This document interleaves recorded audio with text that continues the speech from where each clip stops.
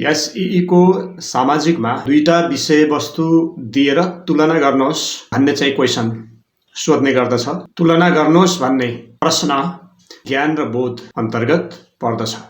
तुलना गर्नुहोस् भन्ने प्रकृतिको प्रश्नको उत्तर लेख्दा ध्यान दिनुपर्ने कुराहरू। 1 नम्बर, तुलना गर्नुहोस् भनेको भिन्नता मात्रै देखाउने होइन। यस्तो प्रकृतिको प्रश्नमा दुवै पक्षहरू सकारात्मक नकारात्मक पक्ष, समानता र भिन्नता, सबल पक्ष र दुर्बल पक्ष लेख्नु पर्दछ।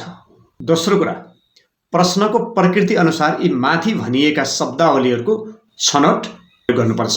जस्तै सकारात्मक नकारात्मक, समानता भिन्नता, कुन सुहाउँछ त्यही शब्दावलीको चाहिँ हामीले प्रयोग गर्नुपर्छ।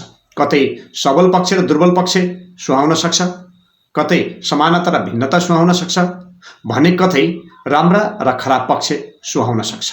तेस्रो पक्ष, उत्तर लेख्दा जहिले पनि हामी पहिले सकारात्मक पाटो त्यसपछि नकारात्मक पाटो, पहिले सबल पक्ष त्यसपछि दुर्बल पक्ष, पहिले समानता त्यसपछि भिन्नता, पहिले राम्रो त्यसपछि खराब, यो पक्षबाट सुरु गर्नुपर्छ।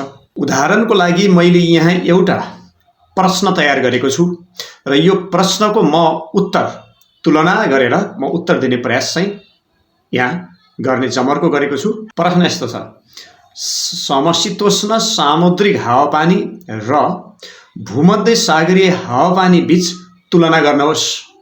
यो प्रश्नको अब म उत्तर यस प्रकारले दिँदैछु। उत्तर, समशीतोष्ण सामुद्रिक हावापानी र भूमध्य सागरीय हावापानी बीच तुलना यस प्रकार गर्न सकिन्छ। समानता, 1 नम्बर, यी दुवै समशीतोष्ण मण्डल अन्तर्गतका हावापानीका प्रदेशहरू हुन्।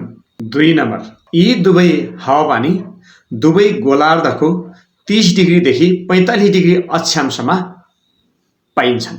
तेस्रो समानता, यी दुवै हावापानीका क्षेत्रमा पश्चिमी वायुले वर्षा गराउँदछ। भिन्नता, 1 नम्बर, भूमध्य सागरीय हावापानी दक्षिणी गोलार्धमा 30 डिग्रीदेखि 40 डिग्री अक्षांशमा महाद्वीपको पश्चिमी भागमा पाइन्छ भने समशीतोष्ण सामुद्रिक हावापानी दुवै गोलार्धको 30 डिग्रीदेखि 45 डिग्री अक्षांशमा पश्चिमी सामुद्रिक क्षेत्रमा पाइन्छ।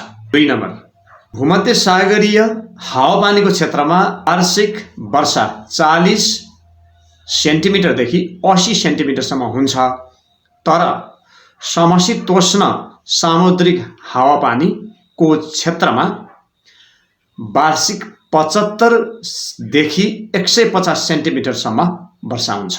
तेस्रो, भूमध्य सागरीय हावापानीको क्षेत्रको औसत तापक्रम ग्रीष्ममा 27 डिग्री सेन्टिग्रेड र हिउँदमा 10 डिग्री सेन्टिग्रेड हुन्छ भने समशीतोष्ण सामुद्रिक हावापानीको क्षेत्रमा ग्रीष्ममा औसत तापक्रम 15 डिग्री सेन्टिग्रेड र हिउँदमा 5 डिग्री सेन्टिग्रेड हुन्छ।